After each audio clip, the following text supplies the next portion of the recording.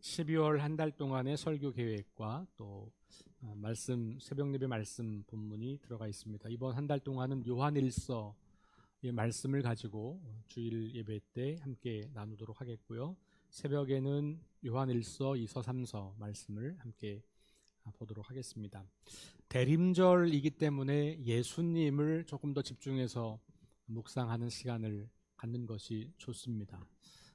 보통은 이제 복음서에 있는 말씀으로 많이 말씀을 나누었는데, 오늘은 요한일서, 요한 복음을 기록한 저자와 동일 저자라고 생각이 됩니다. 그래서 요한 복음서와 비슷한 맥락의 말씀들이 있고, 이 요한일서에도 예수님이 어떤 분인지 또 그분을 믿는 우리는 누구인지에 대한 이야기가 잘 드러나 있기 때문에 그런 말씀들로 이번 한 달 동안 또 특별히 대림절과 성탄절기를 그렇게 보내려고 합니다. 아무쪼록 바라기는 이번 대림절 기간 또 성탄절을 맞이하는 이 12월 한 달 동안에 우리가 주님을 조금 더 가깝게 만나게 되고, 또 오늘 말씀처럼 사귐이 있는 그런 복된 시간 되기를 바랍니다.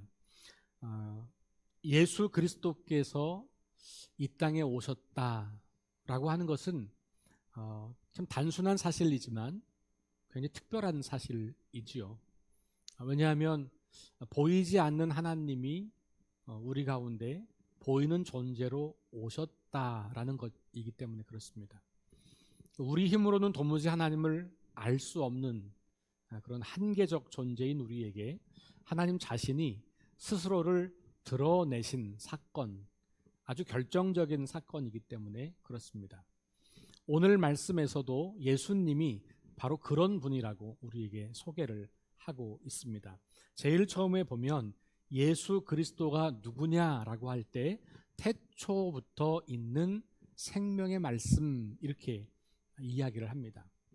요한일서는 편지라고 보기에는 머리글도 없고 맺는 글도 없어요. 다른 편지와는 굉장히 좀 다른, 그냥 딱 본론만 들어있어서 편지의 형식을 띠고 있지는 않습니다.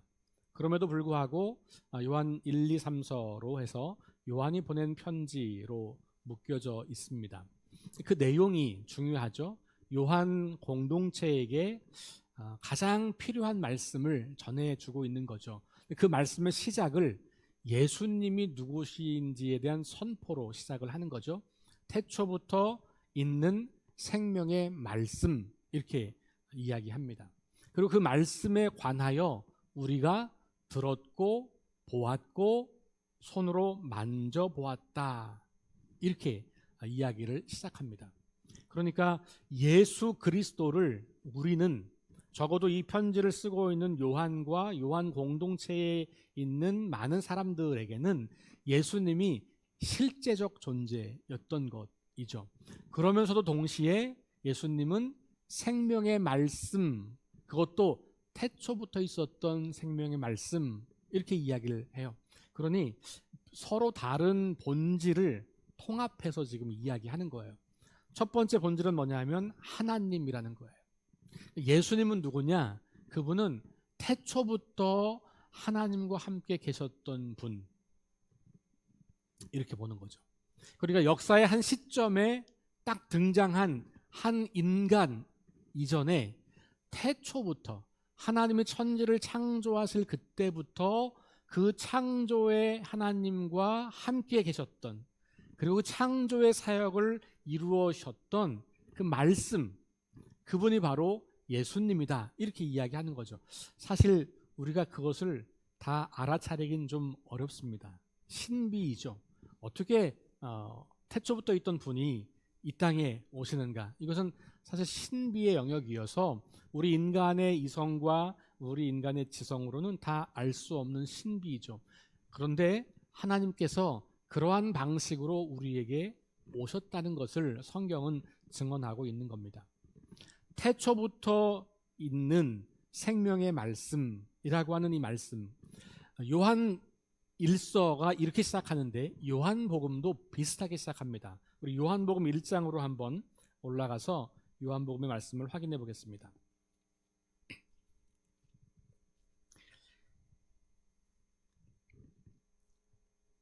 자, 요한복음 1장 1절부터 3절까지만 한번 읽어보겠습니다. 시작. 태초에 말씀이 계시니라. 이 말씀이 하나님과 함께 계셨으니 이 말씀은 곧 하나님이시니라. 그가 태초에 하나님과 함께 계셨고 만물이 그로 말미암아 지은 바 되었으니 지은 것이 하나도 그가 없이는 된 것이 없느니라. 아멘. 자, 태초에 말씀이 계셨고 이 말씀이 하나님과 함께 계셨는데 이 말씀은 곧 하나님이다. 이 무슨 말이에요 도대체? 말씀이 하나님과 함께 계셨는데 그 말씀이 곧 하나님이다. 매우 좀 혼동스러운 말씀이죠. 하나님과 예수님이 한 분이라는 거예요. 우리 기독교는 유일신을 믿는 종교잖아요. 하나님 한 분을 믿는 거죠. 그런데 그 하나님이 예수님과 같기도 하고 성령님과 같기도 하고, 우리는 하나님, 예수님, 성령 이렇게 다른 이름으로 부른단 말이죠. 근데 이 다른 이름이 다른 존재가 아니라 같은 존재다. 그래서 하나님이 한 분이시지만 세 분이다. 말도 안 되는 얘기죠. 네모난 동그라미 이런 얘기예요. 네모난 동그라미가 어디 있어요? 존재할 수 없죠. 하나님이 한 분인데 세 분이다. 이게 그런 말인데 이거는 성경이 증언하고 있는 하나님의 모습을 보고 우리 인간이 그냥 이해할 수 있는 언어로 표현해 보니까 그냥 그런 거예요. 근데 핵심은 한 분이라는 거예요. 세 분이 아니고. 이 신비를 우리는 믿음으로 고백하는 겁니다. 그래서 이걸 어려운 이제 신학적 용어로는 삼위일체라고 말을 하기도 하는 것이죠. 어쨌든 요한이 우리에게 들려주고 있는 예수님의 모습은 하나님이다라는 거예요. 예수님은 하나님이시다. 그러니까 태초부터 이 세상을 창조하실 때, 말씀으로 창조하실 때 그 말씀으로 존재했던 그분이 바로 예수님이고 그분이 이 땅에 나타나셨다, 이렇게 이해를 하고 있는 것이죠. 그러니까 우리가 첫 번째 예수님은 어떤 분이냐라고 우리가 볼 때 이 요한, 적어도 요한과 요한복음 요한 1서를 통해서 분명하게 말하고 있는 것은 예수님은 하나님과 같은 분이다 라는 거예요. 예수님이 따로 계시고 하나님이 따로 계시다, 이렇게 이해할 수 없는 겁니다. 하나님 한 분 안에 세 분이 완전한 하나로 존재한다. 그냥 굳이 설명하자면 그렇게 설명할 수 있는 것이죠. 바울도 비슷한 고백을 하죠. 여러분 빌립보서 2장 6절에 보면 그는 근본 하나님의 본체시나, 이렇게 말하죠. 그러니까 그는이 예수님인데 예수님은 누구냐면 원래 하나님과 본체 같은 분이라는 거예요. 그러니까 우리가 기다리는 예수님은 그냥 인간이 아니라 하나님이시다라는 거고, 더 정확히 말하면 눈에 보이지 않는 하나님이 눈에 보이는 존재로 우리에게 오셨다라는 거예요. 그러니까 예수님의 신성, 하나님이라고 하는 것을 말해주고 있는 것이죠. 복음서에 보면 예수님의 이름이 몇 가지가 나오잖아요. 그 중에 한 가지가 뭡니까? 임마누엘. 하나님이 우리와 함께 계신다라는 거죠. 아들을 낳으리니 그 이름을 임마누엘이라 하라. 그러니까 그 아들의 이름이 뭐냐면 하나님이 함께 계신다. 이게 그 아들의 이름이라는 거죠. 예수님은 누구냐 하면 보이지 않는 하나님이 우리와 함께 하시는 존재로 이 땅에 오셨다는 거예요. 자, 그 이야기는 먼저 예수님이 하나님이시다라고 하는 거죠. 많은 사람들이 예수님을 그냥 성인 중에 한 명으로 이해하려고 하죠. 그렇죠? 그러나 우리 그리스도인들은 예수님을 성인 중에 한 명이 아니라, 예언자 중에 한 명이 아니라, 훌륭한 윤리적 교사 중에 한 사람이 아니라 하나님이시다. 예수님 당시에 예수님을 만났던 사람들은 예수님을 만나고 나서 이분이 사람이 아니구나, 사람일 수가 없네. 왜냐하면 그 당시 만났던 사람들과는 완전히 다른 삶을 사셨거든요. 완전히 다른 이야기를 들려주셨거든요. 그 당시 종교 지도자들, 그 당시 철학자들, 그 당시 지혜자들과는 확연히 다른 그 종류의 삶을 보여준 거예요. 그래서 그 사람들은 예수님을 인간이 아니라 하나님으로 믿었던 거죠. 여러분, 지금 우리가 예수님을 하나님으로 믿는 것과 예수님 당시의 사람들이 예수님을 하나님으로 믿는 것 중에 어떤 게 더 쉬울까요? 우리가 훨씬 쉽죠.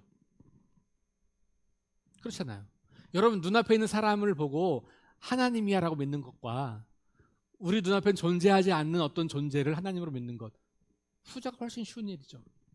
여러분, 그러니 기독교가 예수님을 하나님으로 고백하고 지금까지 왔다고 하는 것은 사실은 매우 놀라운 사건이에요.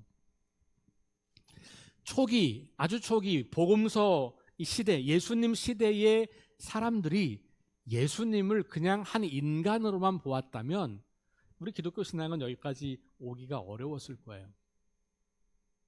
왔더라도 그냥 인간의 어떤 좀 뛰어난 인간 정도로 볼 수밖에 없는 거죠. 그런데 처음 예수님을 만났던 사람들은 예수님을 통해서 인간이 아니라 하나님을 본 거예요.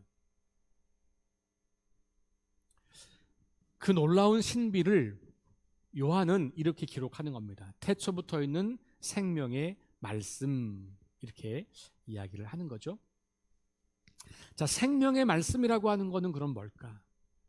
생명의 말씀을 다른 식으로 표현하면 생명을 주는 말씀이에요. 그러니까 예수님이 우리에게 생명을 주시는 분이라는 말이죠. 요한은 복음서에서 예수님이 우리에게 생명이 되는 분이라고 하는 걸 몇 가지로 말씀하잖아요. 생명의 그 양식이라고 말을 하기도 하고 생수라고 말을 하기도 하고, 그렇죠? 뭐 양의 문이라고 말을 하기도 하고 선한 목자라고도 하고, 이 모든 비유들이 예수님이 우리의 생명이시다, 혹은 생명의 근원이시다, 혹은 우리 생명을 지탱해 주는 분이다 라고 하는 표현이거든요. 그러니까 예수님이 하나님이시다라고 하는 고백과 더불어서 우리는 예수님이 우리의 생명을 가능케 하시고 우리의 생명을 공급해 주시고 우리의 생명을 유지시켜 주시는 생명의 근원이다라고 하는 고백을 하게 되는 거죠. 우리가 기다리는 예수님은 어떤 분이십니까? 하나님이시고 우리에게 생명을 주시는 분. 우리는 뭘로 살아요? 양식으로 살죠. 그 다음에 이 공기, 산소가 있어야 또 살아가죠. 물이 있어야 살아가죠. 그런데 그 모든 것들을 갖추고도 우리 인간은 죽어가요. 언제냐? 사랑을 경험하지 못할 때. 그러니까 양식으로 우리의 삶이 다 지탱되는 것 같아도 실은 우리의 인생은 사랑이 있을 때 진짜 살아나게 되거든요. 예수님께서 생명의 말씀으로 우리 가운데 오셨다고 하는 것은 하나님의 그 놀랍고 신비한 사랑이 전달되는 통로로 오셨다라는 말이기도 한 거예요. 그래서 우리가 예수님을 오늘 이 요한 1서의 말씀으로 고백할 때 태초부터 계셨던 하나님으로, 그리고 그분의 생명이, 그분의 사랑이 우리에게 전달될 수 있도록 생명의 말씀으로 우리에게 오신 분이라고 우리는 이해하게 되는 거고요. 그런 분이 눈에 보이는 존재, 인간의 모습으로 우리에게 오셨다라고 하는 것을 또 말해주고 있죠. 오늘 말씀에서 나타낸 바, 나타내신 바라는 표현이 등장해요. 2절에 보면 이 생명이 나타나신 바, 나타내신 바 되었다 이렇게 돼 있죠. 2절 후반절에도 우리에게 나타내신 바 된 이시니라. 그러니까 하나님께서 예수님을 우리에게 보내주셨다는 말이죠. 그래서 볼 수 없는 존재, 경험할 수 없는 존재, 감히 만나고 사귈 수 없는 존재인 그 하나님을 우리가 만날 수 있고 알 수 있고 그분의 말씀을 들을 수 있고 그분으로부터 생명을 얻어 누릴 수 있는, 그분과 친밀한 인격적 교제를 누릴 수 있는 그런 길을 열어주셨다는 거예요. 그것이 바로 우리가 기다리고 믿고 있는 예수 그리스도이신 거죠. 그래서 첫째로 이 요한은 자기 눈으로 보았다, 자기 귀로 들었다, 자기 손으로 만졌다 이렇게 이야기하죠. 이거 예수님 당시 사람들이 말할 수 있는 표현이죠. 실제 우리는 예수님을 이렇게 인간과 인간으로 얼굴과 얼굴 맞대고 실물로 경험하지 못했잖아요. 그럼에도 불구하고 우리는 생명의 말씀으로 우리에게 오셨기 때문에 우리가 그분의 말씀을 들을 수 있고 그분을 알아갈 수가 있고 그분과 사귈 수가 있는 거죠. 그래서 3절에 보면 우리가 보고 들은 바를 너희에게도 전한다 이런 표현이 있고 2절에도 우리가 보았고 증언하여 너희에게 전하노니 이렇게 말해요. 먼저 예수님을 직접 만났던 사람들이 예수님을 직접 만나지 못한 사람들에게 전했고 그 사람들이 그것을 또 전했고 그것이 오늘 우리에게까지 온 거죠. 누군가가 이 전하는 일을 멈추었다면 우리가 생명의 말씀이신 예수님을 알 수 있는 기회는 없었을 겁니다. 그러니 기독교의 역사는 철저하게 전한 역사예요. 전하지 않는다는 것은 기독교의 역사를 중단시키는 일이에요. 물론 엄밀히 말하면 우리가 전하지 않으면 하나님은 다른 방식으로 그 일을 하실 거예요. 복음서에 있는 말씀처럼 너희가 외치지 않으면 이 돌들로도 외치게 할 수 있다. 이게 주님의 말씀이죠. 그럼에도 불구하고 우리에게 주어진 아주 귀중한 삶의 모습은 전하는 거죠. 우리가 우리에게 복음을 전해준 사람들을 통하여서 주님을 알게 되었다면, 그 주님을 만나게 되었다면, 그 주님과 사귐을 하게 되었다면, 그러면 당연히 우리가 그 주님을 전하는 삶을 살아가는 존재로 이 땅에 존재한다는 것을 말하고 있는 거죠. 그래서 오늘 말씀은 예수님이 누구인가로부터 시작해서 우리가 누구인가로 연결되고 있는 이야기죠. 우리가 누구입니까? 첫 번째, 그 말씀을, 생명의 말씀을 전해받은 사람들이죠. 그렇죠? 그래서 우리도 실물로는 아니지만 이 말씀을 통하여서 생생하게 예수님을 알아가고 그 예수님을 보고 듣고 경험하는 그런 존재라는 거예요. 성경을 통하여 우리는 예수님을 만나게 되고 성경을 통하여 우리는 예수님을 알게 되고 성경에 나오는 예수님과 우리는 사귀게 되는 것이죠. 이게 신앙생활의 기본이에요.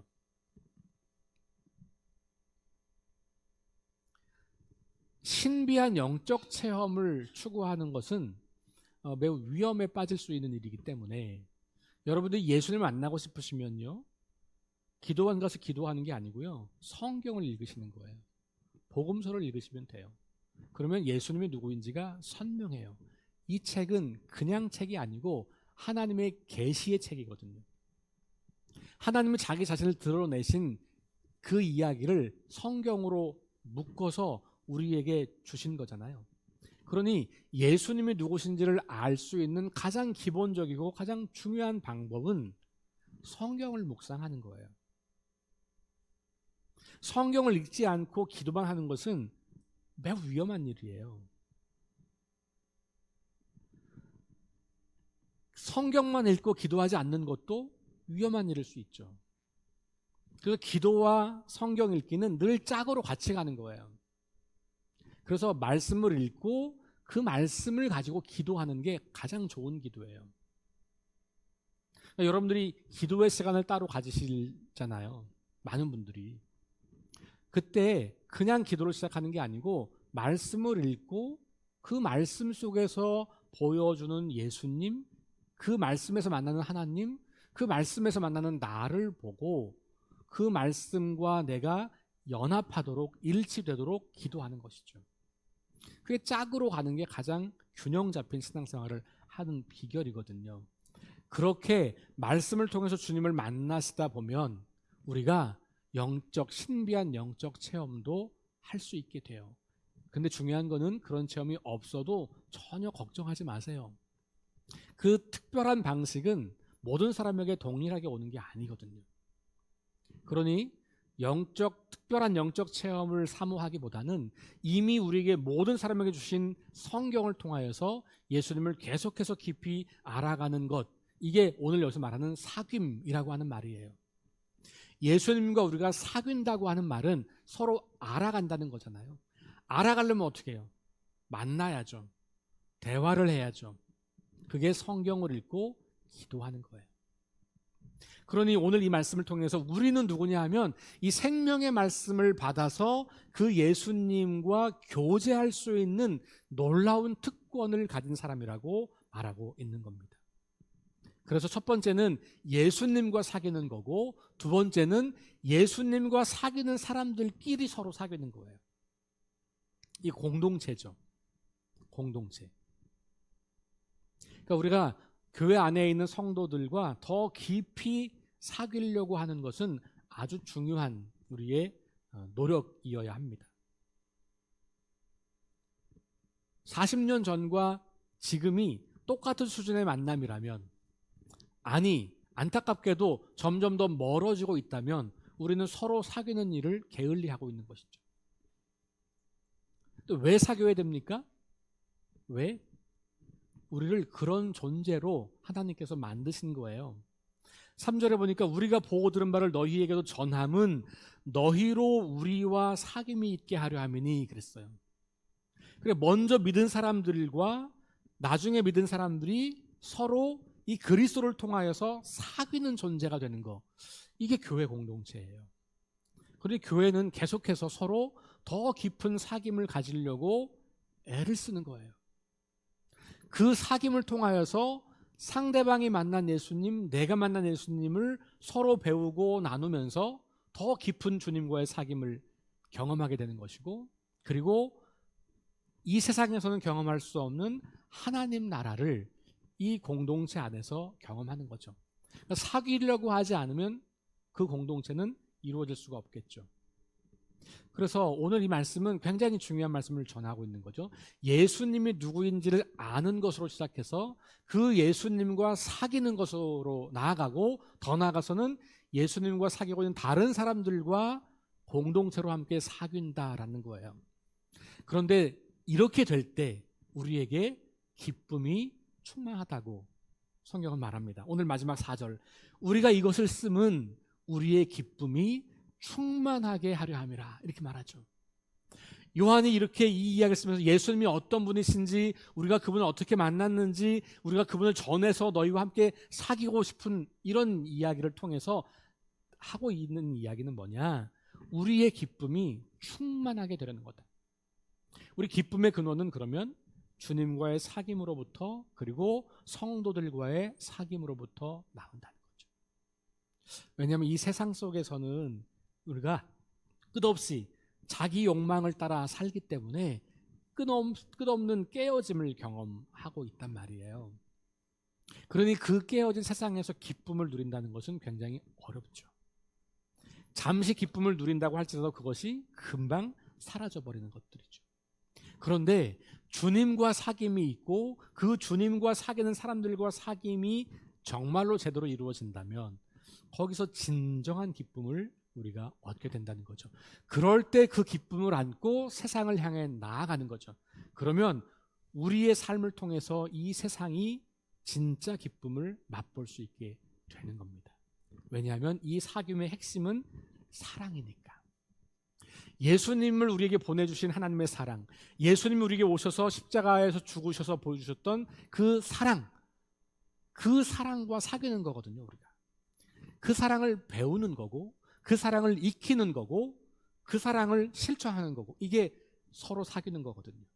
그러니 우리가 진정으로 사귐을 갖는다면, 주님과 그리고 성도들과 사귐을 갖는다면 이 공동체 안에 기쁨이 충만해질 것이고, 그 충만한 기쁨이 저절로 흘러 넘쳐서 세상 밖으로 나아가게 되는 거죠. 왜냐하면 우리가 교회에서만 살지 않잖아요. 일주일에 한 번 교회에 모여서 함께 사귀고, 우리가 사귀고 있는 예수님의 이야기를 서로 나누고, 그 기쁨을 가지고 세상으로 나아가면 우리가 살아가는 직장과 가정과 이웃과 세상이 우리를 통하여서 기쁨이 충만한 세상으로 바뀌어진다는 것이죠. 그래야 사람들이 우리를 통해서 예수님을 알게 되고 그 예수님과 사귀게 되고 그들도 또 그 기쁨이 충만한 삶을 배우고 익혀서 또 세상에서 그런 삶을 살게 되는 것. 이것이 선순환되는 것이 우리 그리스도인과 교회가 이 땅에 존재하는 이유고 그것이 하나님이 이 땅에 예수님을 보내신 이유고 그것이 생명의 말씀으로 주님께서 이 땅에 오셨던 이유이기도 한 거죠.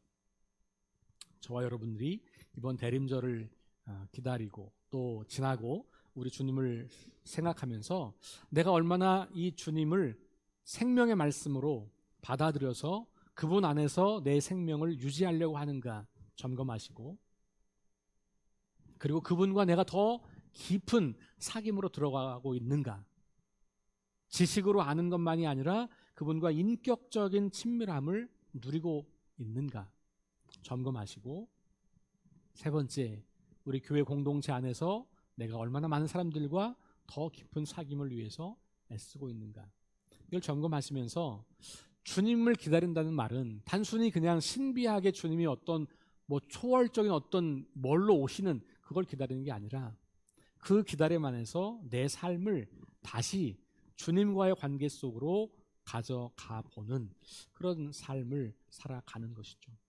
이와 같은 삶을 통해서 저와 여러분들이 주님을 더 깊이 만나고 우리가 서로를 더 소중하게 사랑하게 되고 그러면서 우리 안에 세상은 알 수도 없는 세상은 줄 수도 없는 그 기쁨이 충만한 저와 여러분 그리고 우리 교회가 될 수 있기를 주님의 이름으로 축원합니다. 우리 다음